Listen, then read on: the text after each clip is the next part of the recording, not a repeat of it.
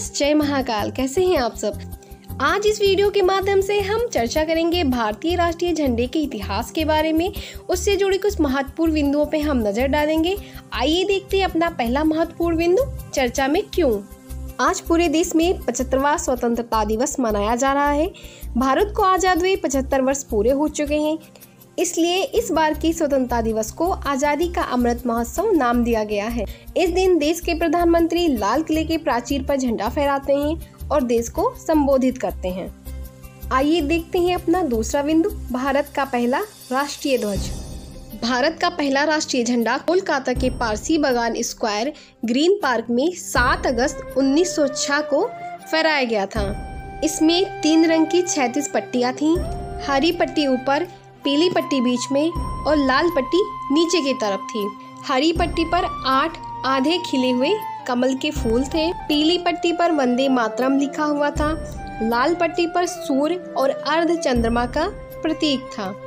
इस झंडे की अभिकल्पना को स्वतंत्रता सेनानी सचिव प्रसाद बोस और हेमंत चंद्र कानूनगो ने तैयार किया था। भारत के वर्तमान राष्ट्रीय ध्वज की अभिकल्पना स्वतंत्रता सेनानी पिंगली वेंकैया जी ने 1921 में दिया था। इस झंडे में 2 पट्टियां थीं, एक लाल और दूसरा हरे रंग का।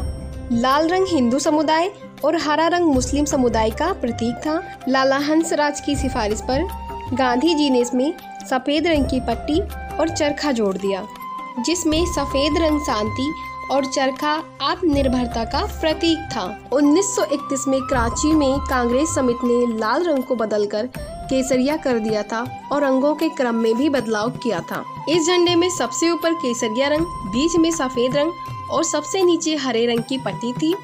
सफेद रंग पर चरखा बना हुआ था। बाद में भारतीय राष्ट्रीय कांग्रेस ने आधिकारिक तौर पर इस झंडे को स्वीकार कर लिया। आजादी के बाद एक राष्ट्रीय झंडा समिति का गठन हुआ। इसका अध्यक्ष राजेंद्र प्रसाद जी को बनाया गया।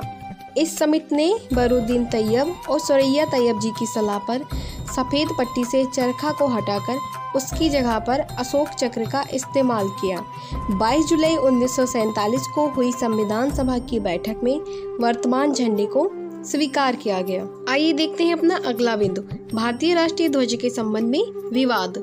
2013 में एक विवाद उत्पन्न हुआ जब पांडुरंग रेड्डी ने यह दावा किया कि राष्ट्रीय ध्वज का डिजाइन सुरैया तैयब जी ने दिया था।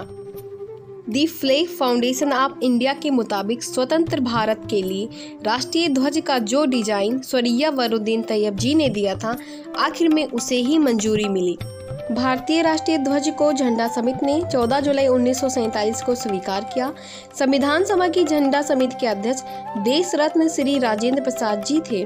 आइए एक नजर डालते हैं कुछ अन्य प्रमुख बातों पर। झंडा फहराना एक मूल अधिकार है। 23 जनवरी 2004 को सुप्रीम कोर्ट ने नवीन जिंदल मामले में फैसला दिया कि सम्मान और गरिमा के साथ झंडा फहराना अनुच्छेद 19(1)(a) के तहत एक मूल अधिकार है। 1907 में मैडम भीकाजी कामा और उनके साथियों ने जर्मनी में एक भारतीय झंडा फहराया, जो विदेशी भूमि पर फहराया जाने वाला पहला भारतीय झंडा था। आइए अपने आखिरी बिंदु पर चर्चा करते हैं, राष्ट्रीय ध्वज फहराने के नियम। यदि खुले में झंडा फहराया जा रहा हो तो उसे हमेशा सूर्योदय पर फहराना चाहिए और सूर्यास्त पे उतार देना चाहिए। कुछ विशेष परिस्थितियों में ध्वज को रात में सरकारी इमारत पर फहराया जा सकता है। झंडे का प्रयोग किसी मेज, मंच या भवन को किसी घेराव के लिए नहीं करना चाहिए। झंडे को 90 डिग्री घुमाया या उल्टा नहीं किया जा सकता है, लेकिन किसी मेज पर इस प्रकार से उसे रखा जा सकता है। जब झंडा किसी बंद कमरे में, सार्वजनिक बैठकों या किसी भी प्रकार के सम्मेलनों में प्रदर्शित किया जाता है तो दाईं ओर रखा जाना चाहिए, क्योंकि यह स्थान आधिकारिक होता है।